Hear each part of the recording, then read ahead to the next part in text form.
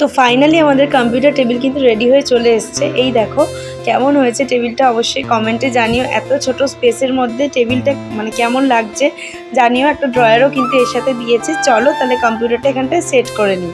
ফার্স্টে কিন্তু আমি কিবোর্ড আর মাউসের যে কর্ডগুলো সেগুলো সিপিইউ এর সাথে অ্যাড করে নিচ্ছিলাম, দেন এক এক করে আমি বাকি কর্ডগুলো অ্যাড করব। তো ভিডিওটা পুরোটা দেখতে থাকো।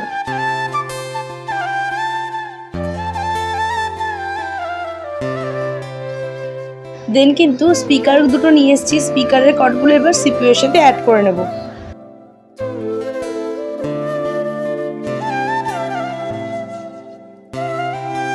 তারপর আমাদের যে রাউটারটা ছিল, যেটা টিভির নিচে রাখা হতো, সেটা এখন কম্পিউটার টেবিলের এখানটাই রাখবো ভেবেছি। তো সেই মতো এখানটাই সেট করে নিচ্ছি, কারণ এখানে রাখলে কম্পিউটারের নেটটা পেতে ভালোই সুবিধা হবে। তো রাউটারের সাথে আমি ডিরেক্ট কর্ড দিয়ে কম্পিউটারের সাথে অ্যাড করে দিচ্ছি। মনিটরের কেবিলটা তারপর বোর্ডের সাথে অ্যাড করে নিলাম। কম্পিউটারটা সেট হয়ে যাওয়ার খুশিতে দেখো আমি কেমন নাচছিলাম।